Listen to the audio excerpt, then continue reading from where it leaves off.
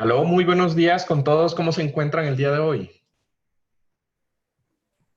Juan Hola Carlos. Juan, todo muy bien, buenos días. Juan Carlos, está bien. Hola, ¿cómo Hola Juan estás? Carlos. Kevin, Juan, Hola Juanpa, ¿cómo estás?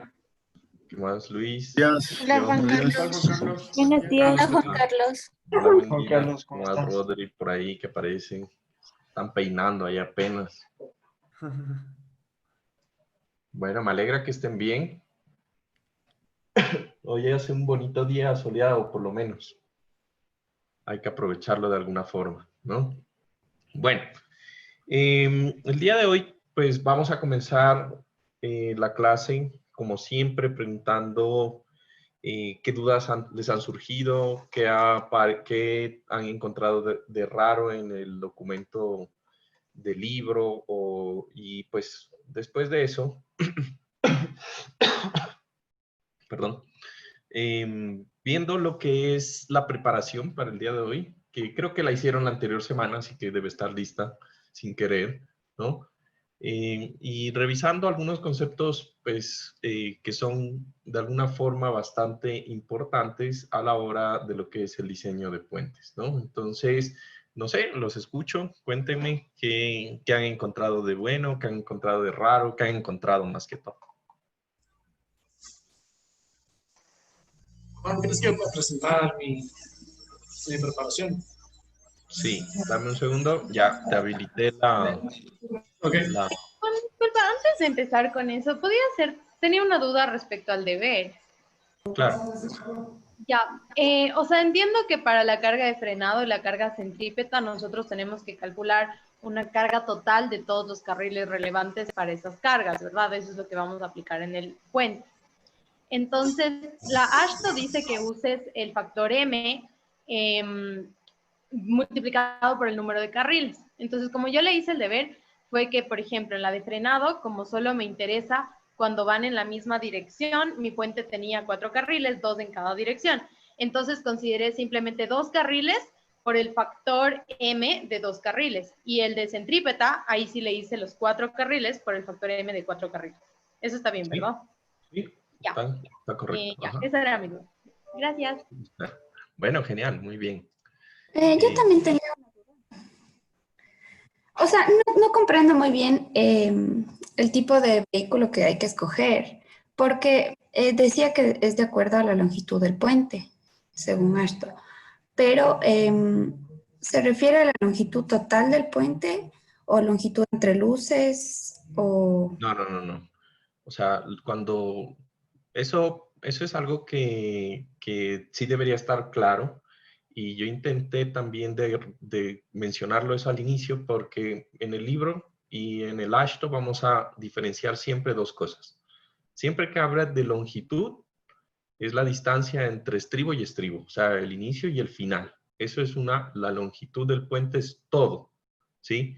Y cuando mirábamos los ejemplos de los puentes, recuerdan que habían puentes de 3 kilómetros, 2 kilómetros y medio, pero la luz, y eso siempre va a ser distinto, la luz era de de 1,5 kilómetros, o sea, la luz siempre va a ser distancias entre apoyos, ¿ya? Entonces, cuando hablábamos de la longitud del puente, ¿a qué me estaba refiriendo, Liz? Si me entendiste. a la longitud total, entonces? Exacto, siempre es la longitud total del puente.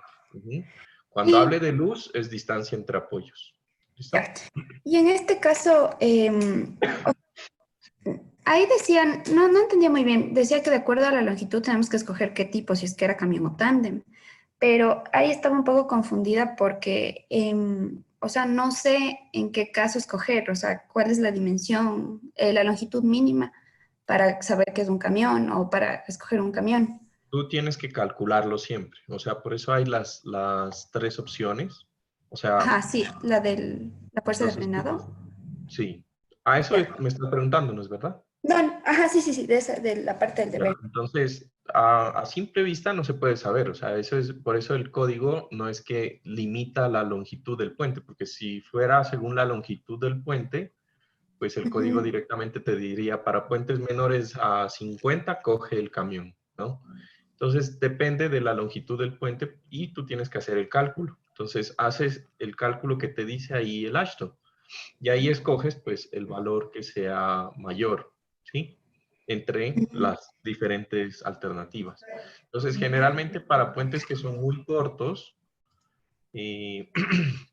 más o menos de 12 metros por ahí, como el camión no alcanza a entrar en el puente, ese es el problema, ¿no? Cuando los puentes son muy cortos, pues no entran todos los ejes dentro del puente. Y como no entran todos los ejes del camión, entonces para esa misma longitud el tándem es más pesado que el camión. Ya, ¿Sí? chévere. Entonces, eso es lo que hay que calcular. Y ahí también, por ejemplo, no sería, no sé si dependa también, si, por ejemplo, para una autopista, como factor de seguridad sí se debería también considerar el que es más pesado, porque en este caso estamos como que dándole un factor de seguridad a la vía también. No sé si Pero, a ver, ¿a qué te refieres por al que eso. es más pesado? No, esa parte no te la entendí. Porque el camión es más pesado. O sea, estamos de acuerdo que un camión pesa 72 kips y un tándem solo pesa Ajá. 50 en total. Entonces, no te entendía ya a qué te refieres con que el que sea más pesado. O sea, me refería para escoger mismo entre los dos, porque ¿dónde estaba? Quería buscar. Claro, tú tienes que escoger el más pesado del cálculo que te resulta, ¿no? Ya. Entonces, si te resulta que la carga total es más pesada la del tándem, que sería lo raro, ¿se entiende? O sea, en Sí. general es raro que el tándem gane al camión, pero pues en puentes chicos es más crítico el tándem. Entonces, eso es lo común, es que gane el camión. No sé qué les dio en su puente, le salió el camión seguramente, ¿no? A la mayoría. Sí. El camión es el que rige el diseño, sí. Generalmente el camión es el que rige el diseño para puentes relativamente grandes, ¿no? Para puentes muy pequeños, de 12, o sea, 12, 15 metros, en cambio el tándem empieza a ser más fuerte, pero no es lo muy común, o sea, 12 metros de puente, realmente eso podría ser un box culvert tranquilamente, ¿no? Juan Carlos, Entonces, perdón, sí, pero matemáticamente no le veo cómo el tándem podría ser más crítico. O sea, porque, por el ejemplo, criterio ingenieril tal vez sí, pero matemáticamente no le veo. matemáticamente es así, por ejemplo, ¿cuánto es de lo que vimos? ¿Cuánto es la distancia mínima que mide el camión? ¿Cuánto es lo mínimo que mide el camión? 80. Un ¿Ah? ratito. 28 pies, 14. 28 pies de joder. Ya, y eso en palabras bonitas. Más o menos unos 8 metros con 40. 8 Eso, metros 8 con metros. 54. No, 14. Son 28 pies, ¿no? Sí, Ajá. 8.5 metros. Ya, entonces, por ejemplo, si nosotros tuviéramos de alguna forma un puente en donde los ejes del camión no entren, o sea, tendría que ser un puente más pequeño que 8 metros, ¿sí? O un estado de carga en donde, ya cuando lleguemos a lo de las líneas de influencia, ustedes recuerdan cuando hablábamos de las líneas de influencia en análisis estructural, ¿sí?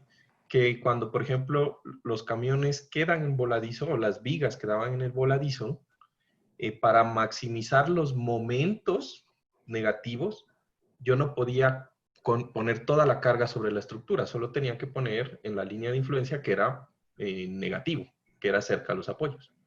Entonces, por ejemplo, en ese estado en donde los camiones físicamente, un eje para maximizar los momentos no están dentro del puente, ¿sí? Entonces, si el camión, un eje no está dentro del puente, pesaría solamente 40 kips, ¿sí? Y en ese punto la carga de frenado de ese camión también es más pequeña que la que produce el tándem para la misma longitud. ¿Se entiende? Sí, Entonces, cuando lleguemos a la parte de las líneas de influencia, que por cierto, pues, si todavía, sí sería bueno, mejor dicho, que vayan recordando es un poco el libro o el cuaderno de análisis estructural 1 acerca de líneas de influencia. Ahí vamos a ver que en ciertas ocasiones el camión quedan los ejes por fuera de la estructura. Listo. Y ahí podría ocurrir. Pero son casos muy puntuales. Como les digo, generalmente el camión es el que rige el diseño, ¿no? Ya, otra preguntita, Juan Carlos, perdón. Claro, dime. Del documento que leímos en la clase pasada, había una fuerza que se llamaba down drag, que era en las pilas. Sí. No entiendo bien ese concepto. En esa parte vamos a enfocarnos un poco más en cuando lleguemos a lo de los estribos, pero haz de cuenta que esa fuerza se produce cuando yo tengo pilotes que están enterrados. ¿Sí entienden el concepto de pilotes? Claro, claro, a fricción. Pero la fricción sería para arriba. Lo que pasa es que la idea de eso, de ese tipo de fuerza, lo que pasa es que cuando yo entierro el pilote, Ajá. obviamente el suelo es, desde que tuve que usar pilotes, es un suelo malo, ¿sí? Un suelo consolidable.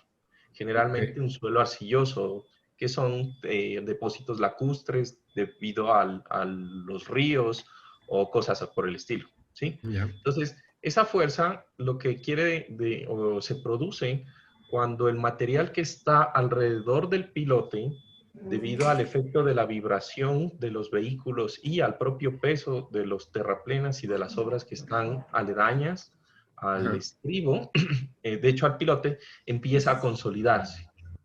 Y entonces ya toda la fuerza de fricción que antes había empieza a generar un componente de succión, ¿sí? Entonces es un fenómeno un poco raro que se produce ahí, que es debido a este fenómeno del suelo malo que se consolida y en combinación a las fricciones que se producen en la superficie de los pilotes.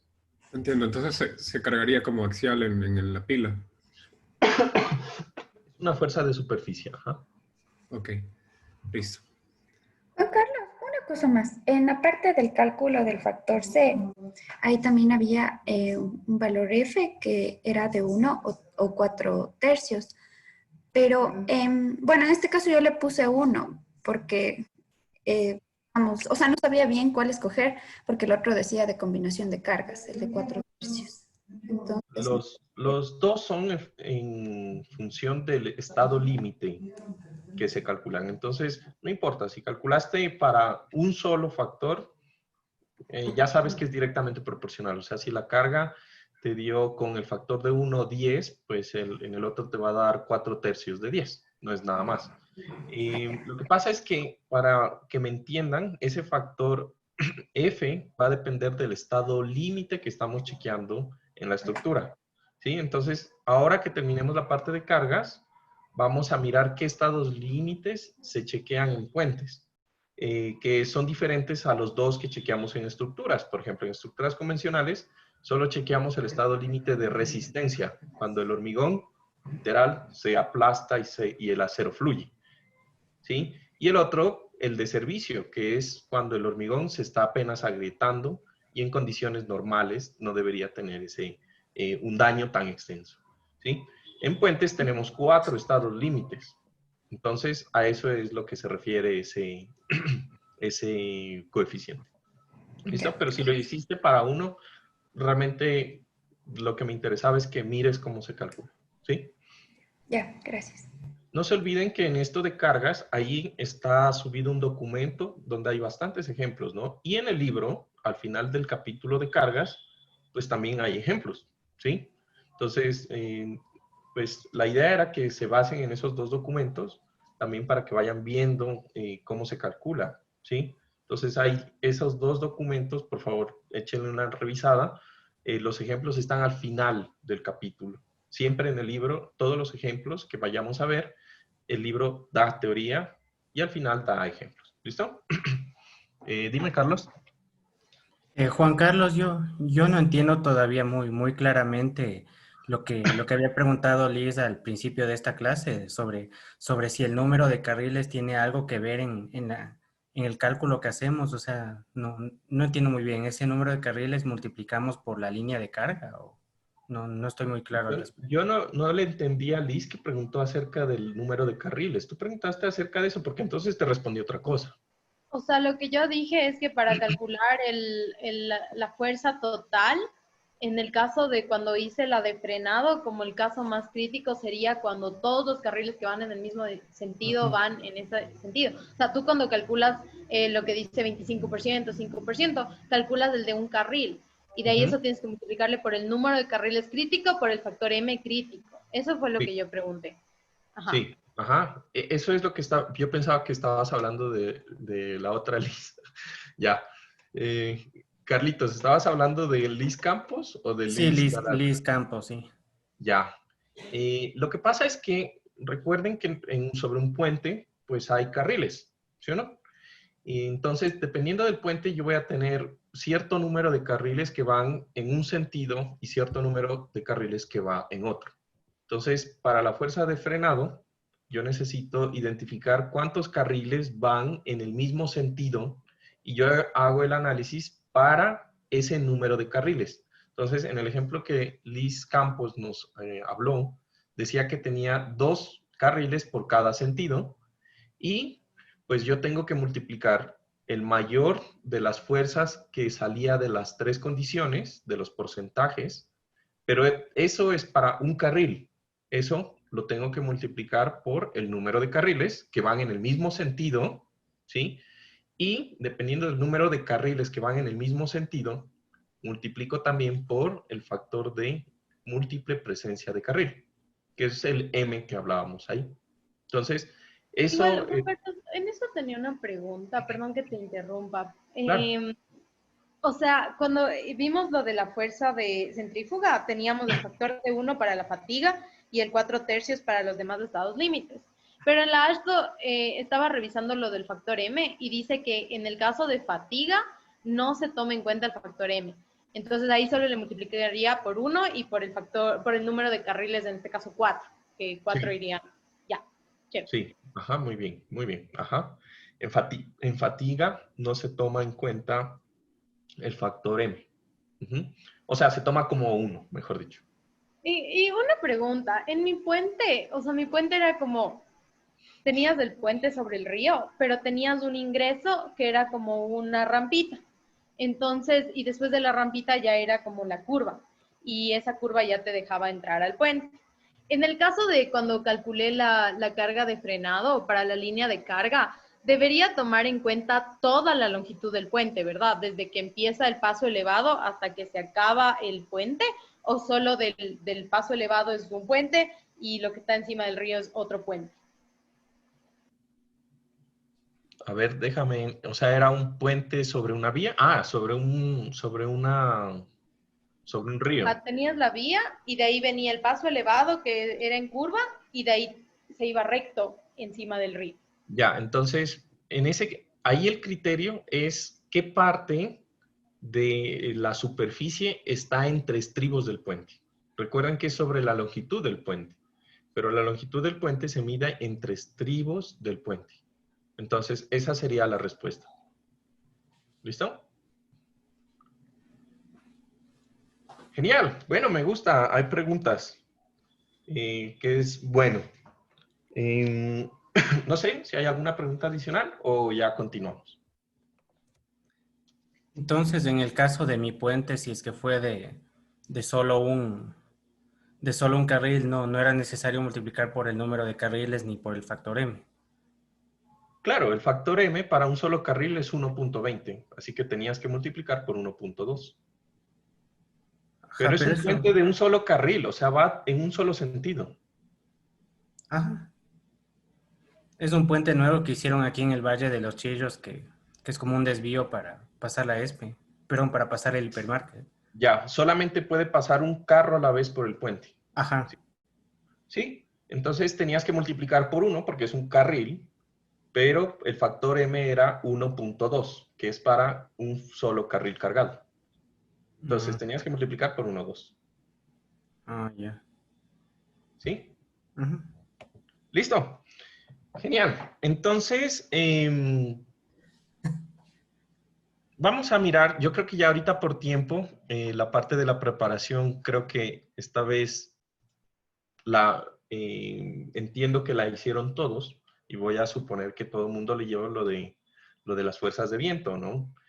Pero sí era más valioso la parte de las preguntas. ¿Listo? Entonces, Carlitos, todavía, te voy a bajar la mano, Carlitos, ya, para continuar con la clase. Listo, entonces, hoy vamos a hablar acerca de otras cargas que también son bastante importantes, que son muy comunes y que todo mundo, de hecho, en ingeniería, son chiste para los ingenieros.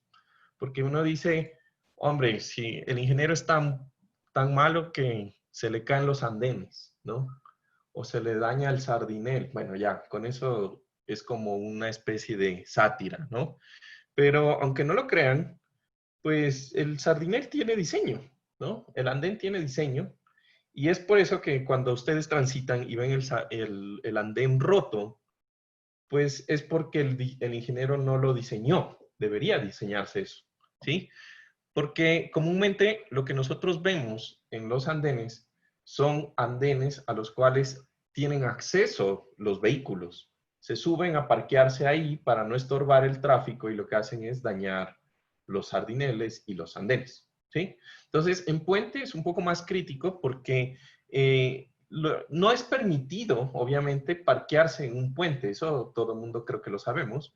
Sin embargo, durante eventos de accidentes, pues el carro sí golpea y bastante fuerte lo que son las veredas y el andén como tal.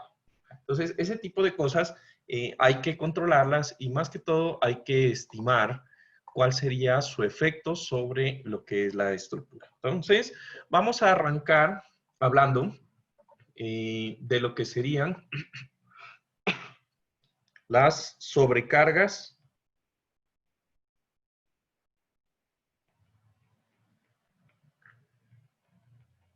en veredas. ¿Listo? Entonces, digamos que en la parte de veredas, nosotros deberíamos considerar son estados que pueden darse en mi estructura. ¿Listo? Entonces, lo primero es definir cómo yo voy a tratar el sardinel y cómo voy a tratar la vereda, ¿sí?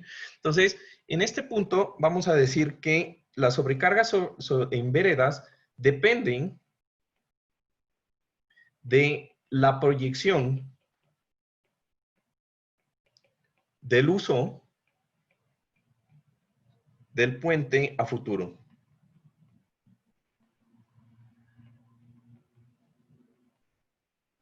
Y entonces, en esto, la pregunta es, bueno, ¿ya a qué te refieres, no? Entonces, lo que yo tengo que analizar, ¿sí?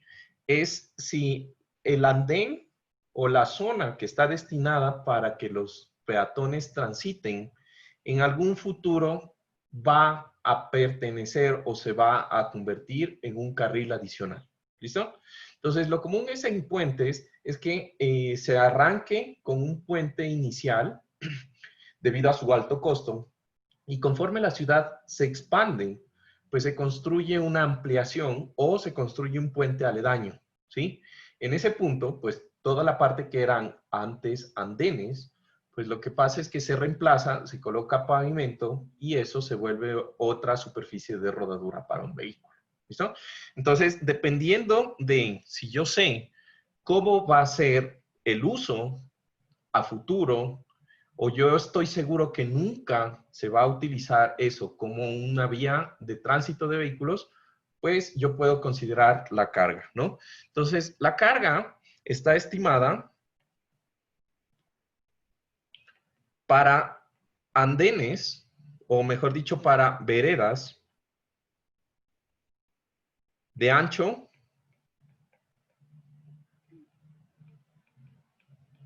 mayor a 60 centímetros, ¿sí? Entonces, cuando yo tengo este tipo de veredas,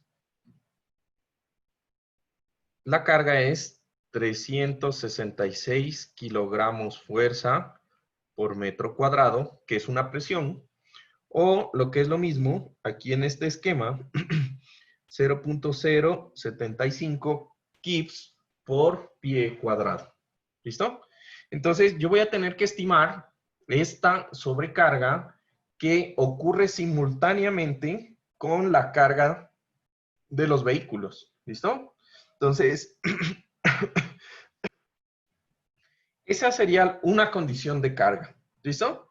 Ahora, si yo, por ejemplo, tengo una barrera que protege que los vehículos se suban al andén, pues yo debo considerar esta carga en los estados de carga viva de mi puente. ¿Listo? Sin embargo, aquí hay una parte importante. No se debe aplicar la carga peatonal o de andenes si de alguna forma el andén no estará protegido por una baranda. Si dentro del análisis yo no tengo una baranda que va a proteger que el vehículo se suba, pues entonces yo no debo considerar ese puente, esa carga dentro del sistema. Entonces la pregunta es, bueno, entonces ese espacio no lo cargo. No, ahí en ese caso yo lo que hago es que considero ese ancho como si fuera una carga vehicular que está transitando por ese punto. ¿Listo? También aquí vale la pena mencionarles que dentro del diseño de puentes, pues yo tengo que diferenciar de puentes peatonales a los que son puentes vehiculares. Eso lo habíamos hablado desde el inicio, ¿no? Entonces, para el diseño, para puentes peatonales,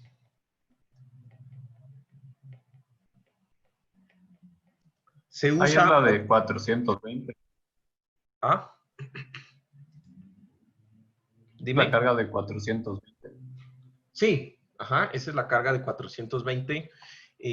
Sin embargo, si alguna vez a ustedes les toca diseñar puentes peatonales, por aquí,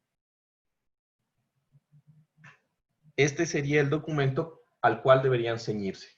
¿Listo? Entonces, esto es un documento especial para puentes peatonales para uso de personas, en donde la única consideración que ustedes deberían considerar es que existen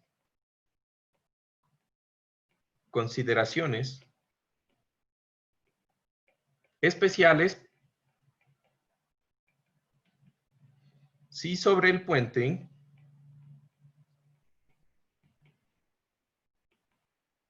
pueden circular vehículos de emergencia. Lo menciono porque ha sucedido, ¿sí? Que no se diseñan los puentes vehiculares, perdón, peatonales, pero los diseñan solamente para el tráfico de personas, ¿no? Y resulta que en medio de la emergencia, pues al tipo de la ambulancia se le pareció más recto pasarse por el puente vehicular, por el puente peatonal, y han ocurrido tragedias, ¿no? Entonces, ahí nomás, para que lo tengan en cuenta, vamos a mencionar que este es el documento y si van a considerar el paso de vehículos de emergencia, pues hay que hacer ciertas consideraciones especiales. Lo otro, y eso de pronto puede hablar con mucho, o seguramente puede hablar con mucha más profundidad Eva, hay que tener cuidado en estos puentes, ¿sí? Los métodos de carga.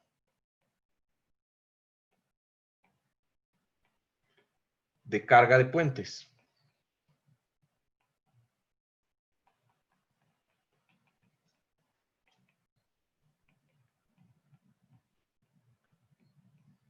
Ya que son establecidos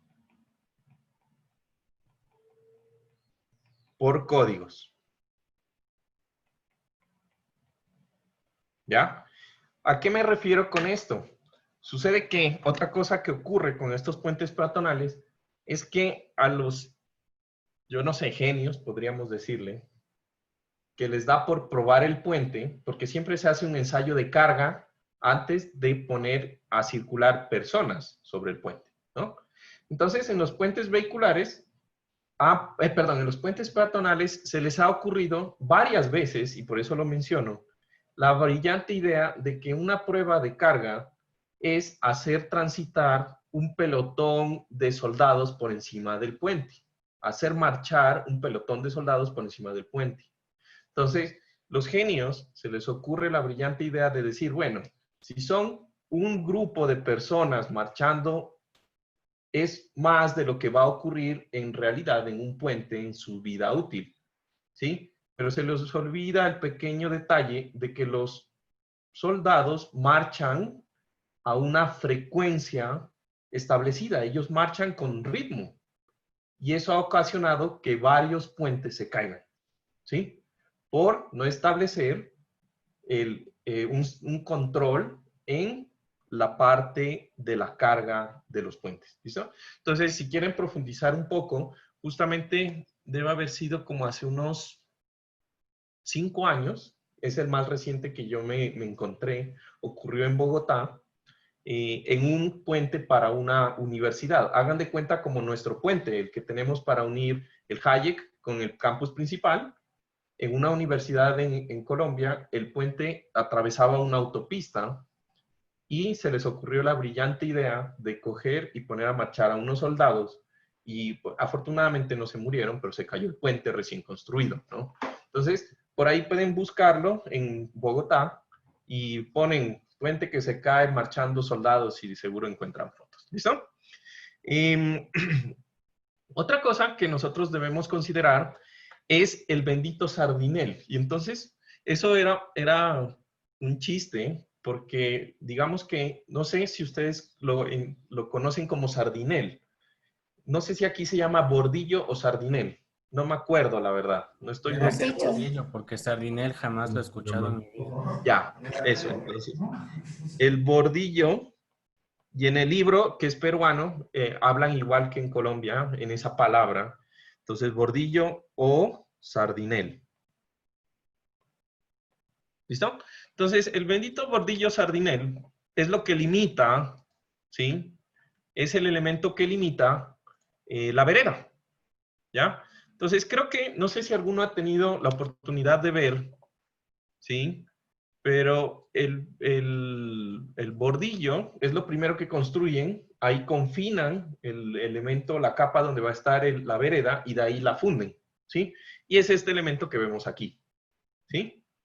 Ese elemento debe diseñarse para una carga distribuida en la parte superior del bordillo, que es de 750 kilogramos fuerza por metro lineal. Es bastante, o sea, realmente es una carga importante, ¿sí? ¿Por qué? ¿Por qué tan grande? Ya lo habíamos dicho, pues porque puede suceder que el vehículo golpee en un accidente este elemento y tiene que estar bien construido, ¿no? Tengan en cuenta que en este sistema, ¿sí? Yo debería aplicarlo en la parte superior, ¿sí? O, como dice aquí, a 25 centímetros arriba del nivel de la calzada. Esto cuando el bordillo, el sardinel, es mucho más alto de 25, ¿sí? No es ningún problema, creo que se entiende a qué me estoy refiriendo, ¿no? ¿Preguntas? ¿Hasta aquí? ¿Todo bien? No entiendo la dirección de la carga distribuida. ¿Es lateral? Sí, sí, es totalmente horizontal, ¿sí? Ok. Entonces, si yo lo viera de pronto de perfil, entonces yo miraría aquí la sección transversal del bordillo, aquí sería el terreno, Ok. y pues yo miraría en este punto la carga, una carga puntual de 750 kilogramos fuerza por metro, a lo largo de todo el puente, de todo el sardinel. ¿Listo? Sí. Y esto es lo que separa la rodadura de la vereda, ¿verdad? Sí, exacto. La superficie de rodadura es lo que va en el extremo del andén, ¿sí? Del sardín, Ya. de la vereda, ¿sí? Ya. Pero el extremo interno. O sea, ¿cómo te explico? Aquí está el andén, por aquí tú estás parado y por acá, en este nivel, está la llanta del vehículo. Ya, ok. ¿Sí? ¿Se entiende? Sí, sí, sí. Ya, genial. Ahora, vamos a hablar también de las cargas que serían de las barandas, ¿no?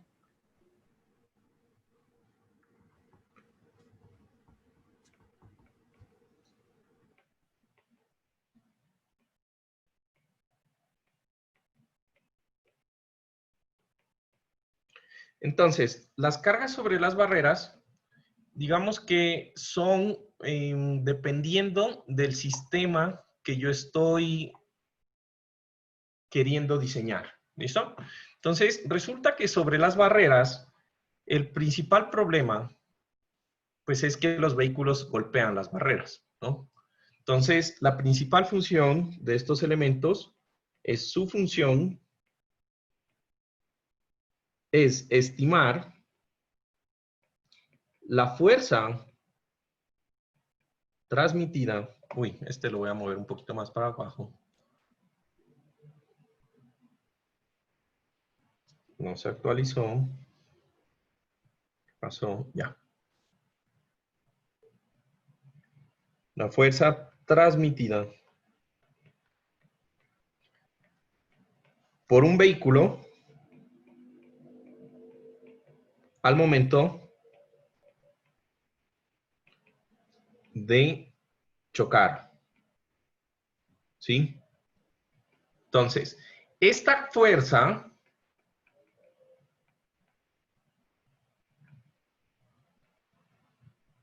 tiene gran importancia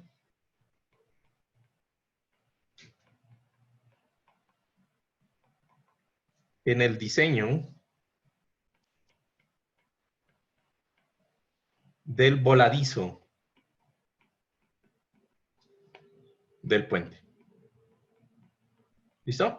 Como estos elementos generalmente se encuentran en el extremo, y el extremo para ahorrar, digamos, dinero, el extremo de los puentes se encuentran siempre en voladizo. Entonces, esta carga es supremamente importante para estimar el reforzamiento de estos elementos. ¿Listo? Entonces, digamos que yo voy a estimar cuando ocurre un choque, yo lo que voy a tener son estas cargas. Yo voy a tener una carga que es vertical, LB, perdón, FB, que es vertical sobre la barrera, que está distribuida una distancia LB. ¿Listo? Voy a tener también una carga FL, que es una carga longitudinal de arrastre, que va a estar distribuida una distancia LL. ¿Sí? Y voy a tener también una carga que es transversal, que va a estar distribuida una distancia LT. ¿Sí? En donde van a estar todas esas cargas ubicadas a una altura H sub E. ¿Listo? Entonces, ¿cómo se estiman esto? ¿Sí? El diseño de la baranda, vamos a entrar un poco más en detalle posteriormente, pero el diseño de la baranda se basa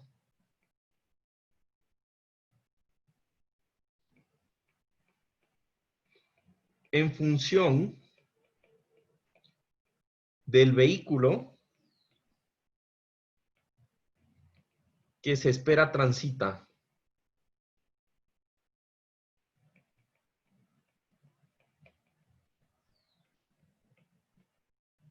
Sobre el puente.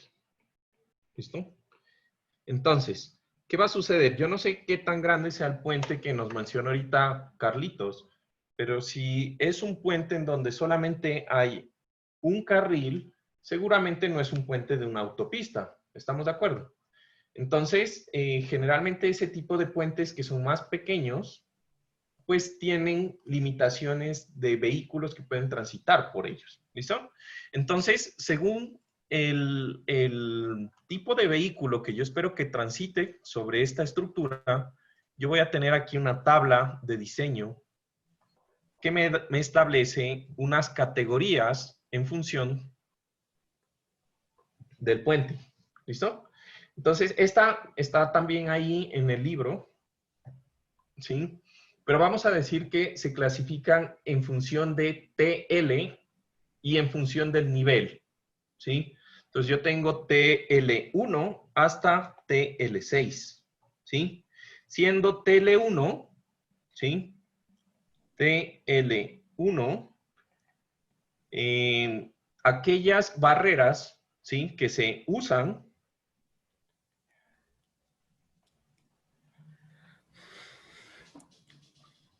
para velocidades bajas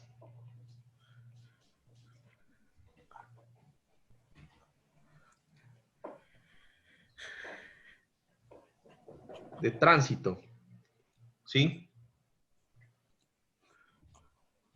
Y bajo volumen de tránsito.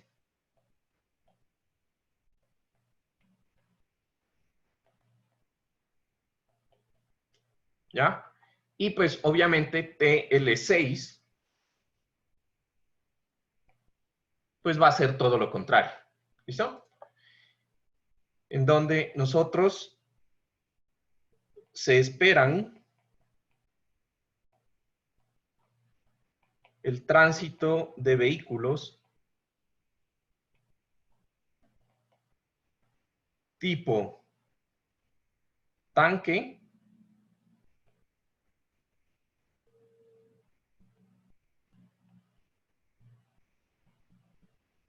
o camiones cisterna. ¿Sí saben qué son los camiones cisterna? Los tanqueros, ¿no? Ajá. Sí, ese tipo de cosas, ¿no? Y aquí también influye la ubicación. En ubicaciones desfavorables. Entonces, ¿qué es una ubicación desfavorable? Pues obviamente una barrera que está justamente en una curva, pues esa ubicación es supremamente desfavorable, ¿sí o no? Si además es una autopista en curva con una curva muy cerrada, pues eso es supremamente desfavorable, ¿sí? Entonces, a eso se refieren estos valores, ¿listo? Entonces, como ustedes se pueden dar cuenta, las barreras, pues dependiendo de la barrera que yo voy a usar, yo voy a clasificarla en alguna de estas categorías, ¿sí? De la TL1 a la TL6, y aquí me dan todas estas distancias que están en el grafiquito. Cuánto es la altura, cuánto es la fuerza transversal, y yo con eso diseño la barrera, diseño el anclaje de la barrera y diseño lo que sería el mecanismo de transferencia al voladizo de la estructura para hacer su refuerzo. ¿Listo? Entonces, aquí también les tengo, como les había dicho, lo bueno de las barreras es que esto ya está diseñado, ¿no? Entonces, aquí, por ejemplo, una barrera. Nosotros habíamos dicho que las barreras típicas de nuestro curso eran las tipo 27. ¿Recuerdan? Por allá les mostré la nomenclatura. No encontré las especificaciones de la tipo 27, pero encontré la barrera tipo 80, que está catalogada como una barrera TL4. Entonces, la gente de Estados Unidos que se pone a hacer esto, lo primero que hacen es clasificarlas en función de qué tantas fuerzas pueden o son capaces de resistir. Esta es la barrera preconstruida tipo 80, clasificada TL4, en donde la barrera, ya el AASHTO nos da todo lo que es el diseño de la superestructura, cómo debería detallarse este elemento. Ya nos dicen, entonces vaya y la construye así, como le estoy diciendo, y así como la construye, tiene la resistencia que usted necesita para el vehículo. ¿Listo? ¿Y qué hacen ellos? Pues literal, se van a un campo de pruebas y empiezan a hacer pruebas con todo tipo de vehículos, ¿no? Entonces, en estas pruebas, lo que ellos hacen es impactar vehículos contra las barreras. Y miran cuánto es la distancia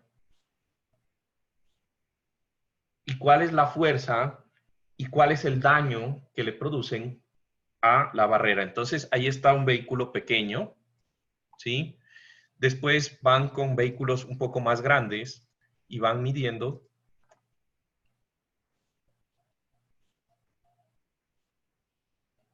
Una camioneta, por ejemplo, Se nota que la barrerita es vieja, ¿no? Pero pues prácticamente eso es lo que hacen. Y de ahí ya chocan contra la misma barrera, pues vehículos más grandes, ¿no?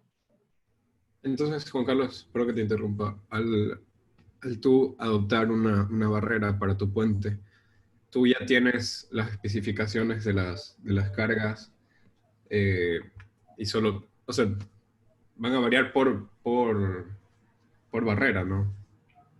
Claro, tú deberías saber cuál es el vehículo que va a circular tu carretera, ¿sí? Claro. Según el vehículo que va a circular, tú ya sabes qué categoría de barrera necesitas. Entonces necesitas una TL4, porque el más grande va a ser un camioncito como este, por ejemplo, ¿sí? Sí. Y entonces vas al catálogo de los que venden barreras y le dices, ¿sabe qué? Necesito una barrera TL4, ¿sí? Perdón. Y ellos te dicen, vea, tengo estas de hormigón, estas de acero, estas, la que tú quieras. Y entonces vas y dices, esta me gusta y la colocas. Punto. No hay nada más que hacer.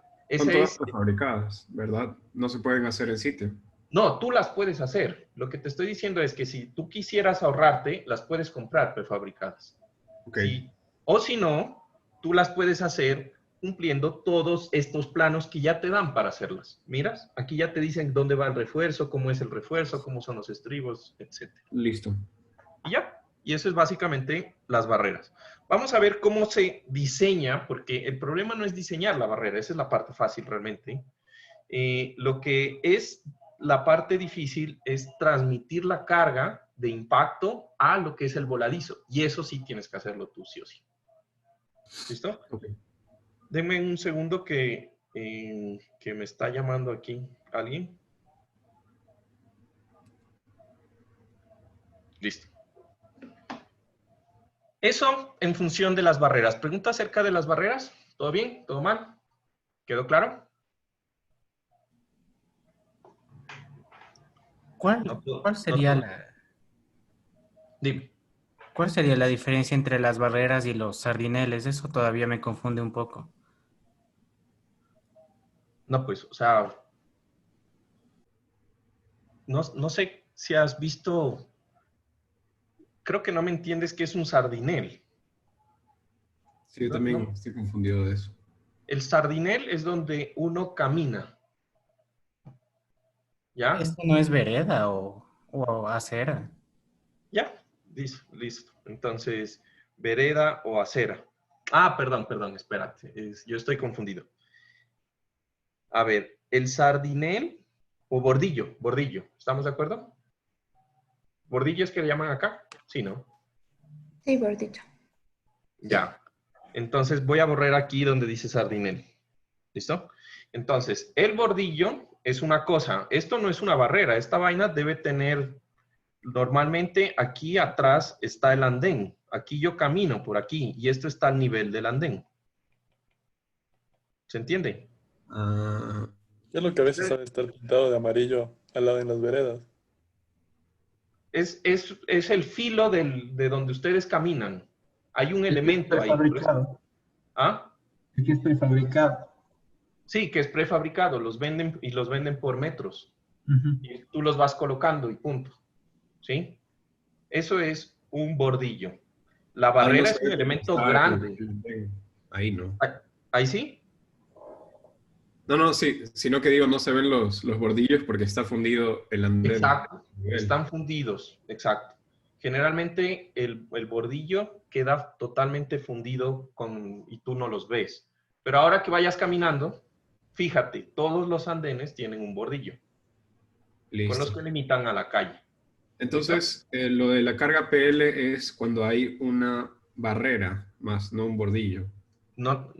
La carga PL, ya, se la coloca cuando hay una barrera que protege el andén. Sí. Ajá, exacto. Ya. O sea, si hay solo un bordillo, no se coloca. O sea, claro. se coloca. Entonces, si yo solamente tuviera un bordillo, pues el vehículo se me sube al andén. Entonces ahí no coloco. ¿Listo? El bordillo, hagan de cuenta que es un elemento que hace parte de donde ustedes caminan. ¿Sí? Correcto. Si no hay nada que proteja que el vehículo se suba a donde ustedes caminan, tienen que considerar que eso es un camión, un carril adicional. ¿Listo? Listo. Claro, claro. Listo. Ahora, vamos a la carga de... Juan Carlos, una pregunta. Esto de las barreras, ¿eso debe ser tanto en el parter como en la separación entre el carril y el paso peatonal? ¿O solo entre carros? O sea, ¿dónde se pone la barrera? Dependiendo eso depende del estudio de tráfico. Entonces, el parter se supone que cuando hay un ancho suficiente como para que yo pueda colocar un parter ancho, que es más o menos 2 metros, 2 metros 50, ¿sí? Que proteja al vehículo de que por más que se choque, no se pase al otro lado, ¿sí? Entonces, ahí yo puedo colocar un parter, ¿sí? Sin embargo, si yo no tengo tanto ancho de vía y quiero proteger a los vehículos porque es una vía de muy alta velocidad, entonces yo pongo es una barrera en la mitad, ¿sí? Pero eso depende mucho es del ancho y depende también mucho de la velocidad de flujo y la peligrosidad del flujo. ¿Listo? De ahí tenemos la colisión. Entonces, disculpa, solo una pregunta. La especificación de si tengo que poner parter o barrera, bueno, parter va a depender del ancho que tenga disponible, pero la especificación, eso me tienen que dar del estudio de tráfico. O sea, ellos me dicen, este es el tipo de auto que va a pasar y se necesita una barrera, así. Sí. Aunque si le preguntas al bus, él te va a decir, yo el otro día le estaba preguntando justamente eso, porque no sé si ustedes han ido a Ibarra, creo que todo el mundo ha ido por carro a Ibarra, de pronto manejando, la idea es manejando, ¿sí? Y resulta que hay 2 zonas en donde en la vía hay un poco de letreros y luces y cosas así que les dicen que hay unas curvas peligrosas. Hay 2 zonas bien, bien peligrosas cuando uno va en carro. Entonces, yo creo que ahí tocaría preguntarle más a Gustavo cuál es el criterio que ellos utilizan para esas protecciones, porque a la larga la barrera es un tipo de protección, ¿no? Vehicular. Pero literal, el otro día estábamos con Juan Pablo y el Gustavo y dijeron, eso es fácil. Si hay muchos accidentes, le ponemos esas cosas que cuando uno pasa empieza a saltar el carro. Si siguen habiendo accidentes, un letrero arriba, ¿no? Si siguen accidentes, un semáforo intermitente en amarillo. Y yo los escuchaba y lo decían en serio, y yo me acordaba la vía esta, porque hay una zona después del peaje, más allá de Guayabamba, que es tal cual. Todo lo que él dijo que se podía poner es lo que está ahí. Y cuando pasen alguna vez a Ibarra, se fijan, ¿no? El letrero ahí, un semáforo, un letrero rojo grande. Entonces, es lo que dicen, hicieron de hecho, eso es un mal diseño geométrico, no debería existir eso, se supone que las vías deberían tener un flujo constante de velocidad, pero hay veces que o la embarran o no hay forma de, y entonces empiezan a poner ese tipo de cosas, ¿no? Entonces sí, esa parte, le preguntan al Gus a ver qué le... pero sí, eso viene del estudio. Dime. Yo tenía una duda.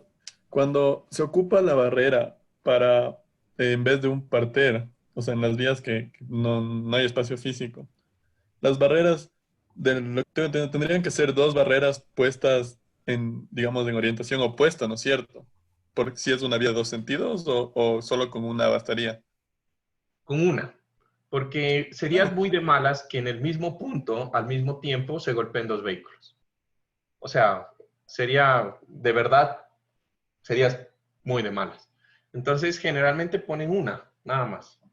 Es más, ahorita ya están empezando las barreras a evolucionar. Aquí, pues, se fijaron que la barrera es de hormigón, ¿sí? Pero igual que los carros, la gente, no sé si su papá, de pronto no su papá, de pronto gente como mi papá, dicen, los carros de ahora no duran nada, ¿no? Antes uno se chocaba y el carro no le pasaba nada, ¿no? Igual son las barreras de antes eran unas barreras de acero supremamente rígidas, igual de hormigón, supremamente fuertes. Y si ustedes ven por ahora, ya ahora las barreras las hacen como llenas de agua, igual que los vehículos, ¿no? Porque el concepto está en cómo se maneja el material. La idea es proteger a usted o al carro. Si usted quiere proteger el carro, haga un carro que no se deforme, de tal forma que no disipe energía, ¿sí? Y entonces, eso es lo que ocurría antes. Los carros eran tan fuertes que el que disipaba la energía era usted con su golpe, porque el carro no disipaba energía. Pero ahora, el concepto de los carros es que sean fácil deformables, porque ya sabemos, y ustedes ya a este nivel entienden, por todo lo que les hemos explicado en estructuras y en sismoresistencia, que a la larga el daño libera energía por ruido, por calor, por el material que se daña. Y eso hace que usted, como conductor, sienta menos energía en el impacto. Entonces, las barreras también están diseñadas para que se dañen fácil, ¿sí? Entonces, todo eso va a depender de lo que es el diseño. Entonces, en general, pues, si yo tengo una barrera suficiente, el concepto es que se haga pedazos la barrera, que disipe mucha energía, y después cogen y la cambian. Punto. Y listo, ¿no? Ese sería el concepto. Changos, a ver, déjenme mirar que se nos pasó rápido la clasecita. Bueno, lo último es la fuerza de colisión de un vehículo, ¿no? Entonces, aunque ustedes dicen, bueno, pero ya la acabamos de ver, es la fuerza de las barreras. No, realmente no. La colisión se refiere a el choque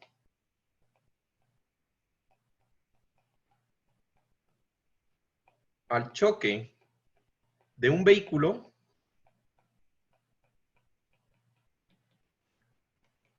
con en general, lo más probable es que el vehículo se choque con la subestructura de un puente. Entonces ya sabemos que las subestructuras son todo lo que está por encima del suelo, pero que está por debajo de las superestructuras. O sea, las columnas o los estribos. ¿Sí? Básicamente sería eso. ¿Cuál es el problema? Que sí hay casos en donde los vehículos se golpean con la superestructura. Y ustedes de pronto han sabido algunos, lo han visto alguna vez. Cuando son camiones muy altos, llegan por eso los puentes tienen un letrero grande que dice altura máxima de tanto, porque sí hay casos en donde vehículos más altos golpean la superestructura y eso ha producido algunos problemas. Hay veces, por ejemplo, hubo un caso en donde el golpe fue tan fuerte que la superestructura era una losa simplemente apoyada y se movió, no tanto como para caerse, pero sí la desencajó, ¿no? Y para volver a mover eso, pues tocó traer grúas y toda la pendejada. Entonces sí, son golpes fuertes. Pero vamos a considerar que en general, pues el golpe más común es que un vehículo golpee contra las columnas o golpee contra el estribo, ¿sí? Entonces, aquí algo que habría que considerar es, no se considera esta carga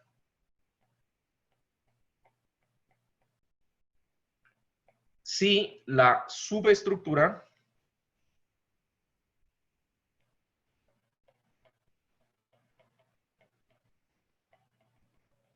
tiene protección contra accidentes.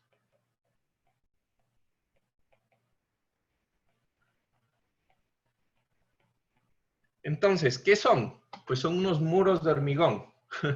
Y ustedes se van a dar cuenta, pues que está la columna o está el estribo y hay unas barreras que protegen de la estructura para que cuando alguien se choque, pues se golpee contra la barrera y no toque la superestructura, ¿no? Sin embargo, si no se van a cuidar esa estructura, la fuerza se estima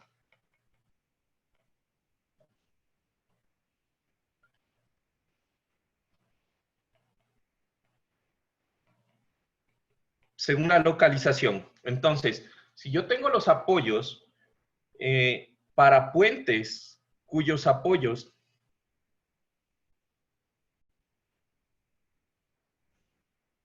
que serían, digamos que los estribos o pilas se encuentran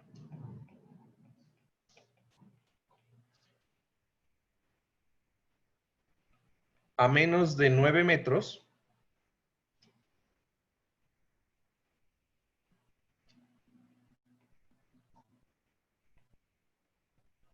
la fuerza CT es igual a 272 toneladas fuerza de impacto.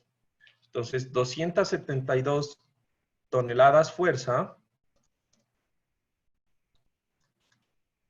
equivalen a 2.420 kilonewtons. ¿Sí? Juanca, disculpa que te interrumpa. Apareció un rectángulo gris en la pantalla que no deja ver lo que estoy escribiendo. Ah, ya. Ahí, de pronto así. Ahí. No. Sigue lo mismo. Sigue lo mismo. Churros. Ahí ya se ve. Ahí ya se ve. Ahí. ¿Ahí? Sí. Sí, ahí ya se ve. Gracias. ¿Listo? Entonces, la fuerza se calcula como una fuerza de 272 toneladas fuerza aplicada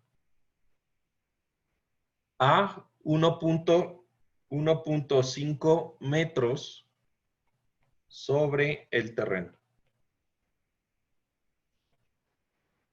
¿Listo? Entonces, se van a dar cuenta que ese 1.5 metros es muy recurrente, ¿no? Entonces, en todas las fuerzas de frenado, ¿cuánto eran las fuerzas, cuánto se aplicaban las fuerzas de frenado? A 1.8, ¿no? Que eran 6 pies, ¿recuerdan? 1.5, bueno, es más o menos donde se estima que es el golpe de un vehículo y el otro valor de 1.8 es donde se estima que está el centroide de un vehículo, que está completamente cargado. ¿Listo? Y básicamente eso sería la fuerza de colisión. Aquí se debe aplicar considerando un ángulo de impacto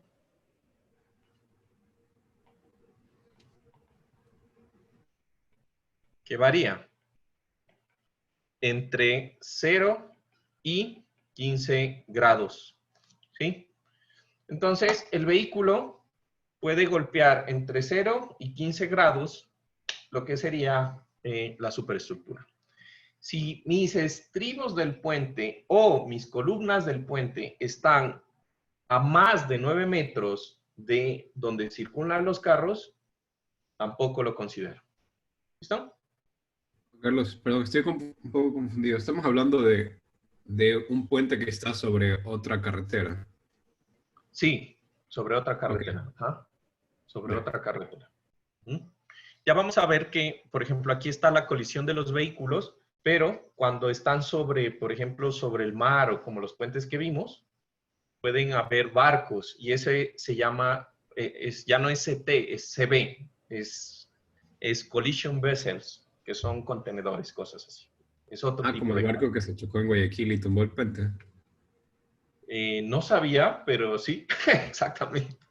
No sabía que se había chocado recientemente. La verdad no me gusta ver las noticias. Un año o 2. Ah, o sea, ya estaba aquí. Sí, la verdad no me gusta ver noticias. Lastimosamente, creo que ya tengo suficiente con toda la paranoia que hay en el mundo. Entonces, sí, pero es justamente eso, tal cual. Qué interesante. Listo, chicos, entonces, pues tómense estos minuticos para leer lo que está en el libro acerca de, aunque ya lo han hecho, me imagino, pensaba que lo íbamos a alcanzar a ver hoy, lo que son cargas hidráulicas y cargas de viento, ¿sí?